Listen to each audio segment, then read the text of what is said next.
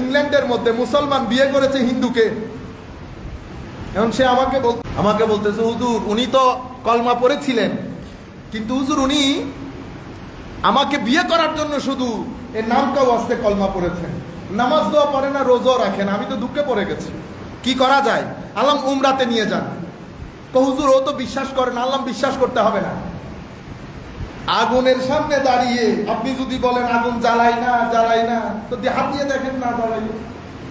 হ্যাঁ, আগুন কি মানুষ ফারাক করবে যে এটা আমার পছন্দ করে এটারে জ্বালাবো না, এটা অপছন্দ করে এটারে জ্বালাবো না? আগুনের খাসিয়ত হচ্ছে জ্বালাবে, হাত দিয়ে দেখেন।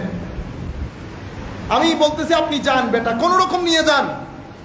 তো গেছে, অনেক লম্বা কথা। আসছে ভদ্র মহিলা আমাকে ফোন দিয়ে বলতেছে, হুজুর কি শিখাই দিলেন?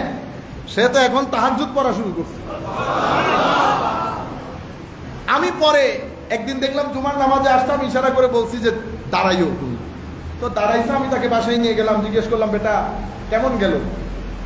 ও বলতেছে, হুজুর আমি তো আসলে আমি ইসলাম, আমি কালমা পড়েছি, বাট আমি ইসলাম বা এই সমস্ত বিষয় I was not interested at all. আমি এগুলোর ব্যাপারে এত কোনো ইন্টারেস্ট ফিল করিনি। কিন্তু আজীব বিষয় হচ্ছে, আমি যখন হাউস অফ আল্লাহ, তার ভাষায় আল্লাহর ঘর বাইতুল্লাহ দেখেছি, আমি আপনাকে ভাষায় বুঝাতে পারবো না আমার ভিতরে কোন তুলপার শুরু হয়েছে।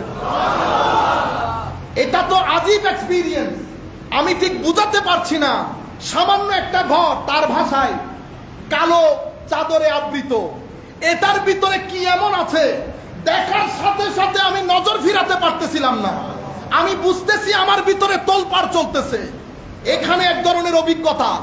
এরপরে আমি যখন মদিনা শরীফ যাই, হোলি সিটি অফ মদিনাতে, তো আমি যখন সবুজ গম্বুজ দেখি, ইতপূর্ব আমি সবুজ গম্বুজ দেখেছি, কিন্তু আমি আপনাকে বলতে পারবো না। আমি শুধু দেখতেছি অজর দ্বারাই আমার চোখ দিয়ে পানি পড়তেছে। আমি যখন নবীর গ্রেভ, ওরা বলতেছে গ্রেভ মাজারে পাক দিয়ে যখন আমি হেঁটে যাচ্ছি, আমার মনে হচ্ছে আমার ভিতর থেকে কলব বাতেন বের হয়ে আসতেছে।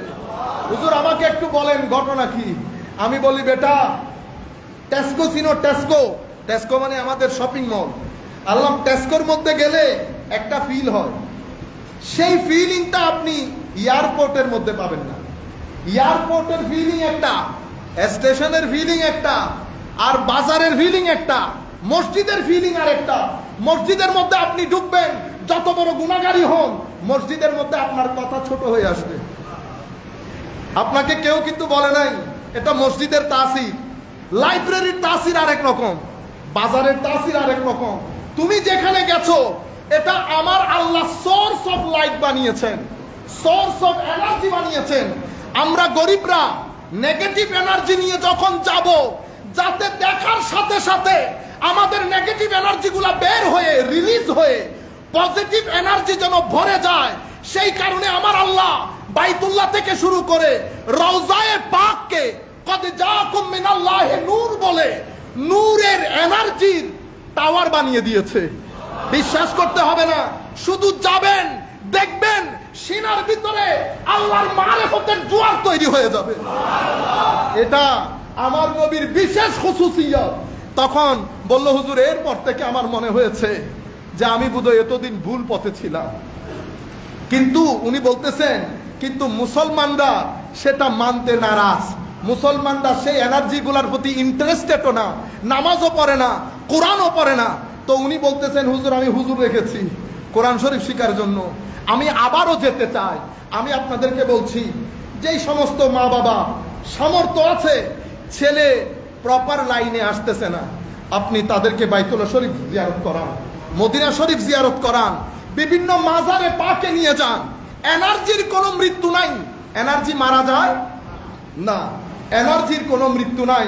আমরা যে জিন্দা বলছি, এনার্জির জিন্দা। আর আল্লাহর ওয়ালি যদি হয় তো শারীরিক ভাবেও জিন্দা থাকে। আপনি বলবেন, হুজুর এটা কোন ধরনের কথা? ও ভাই, কদুর বিচি লাগাইছি না? কদুর বিচি কোথায় লাগাইছি? মাটি থেকে 1.5 ফিট গভীরে, 1 ফিট গভীরে, আধা ফিট গভীরে। মাটির নিচের বিচি তো মরে যাওয়ার কথা, মরছে? কেন মরে নাই? সূর্যের আলোর কারণে। সূর্য কোথায়? লক্ষ লক্ষ মাইল দূরে।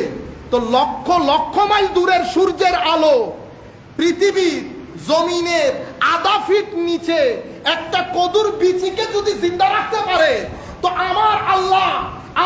নবী, আমার নবীর মাধ্যমে আনিত কোরআন যারা বুকে ধারণ করেছে তারা জমিনের আদাফির নিচে শরীর জিন্দা থাকতে পারে না। আপনারা বুঝতে পেরেছেন? কারণ সূর্যের মালিকও আল্লাহ, সূর্যের স্রষ্টা আল্লাহ, মালিক রাসূলুল্লাহ। এটা সেই সূর্য যেই সূর্য আমার নবীর ইশারায় আবার এসেছে পৃথিবীতে, আমার নবীর ইশারায় আবার এসেছে।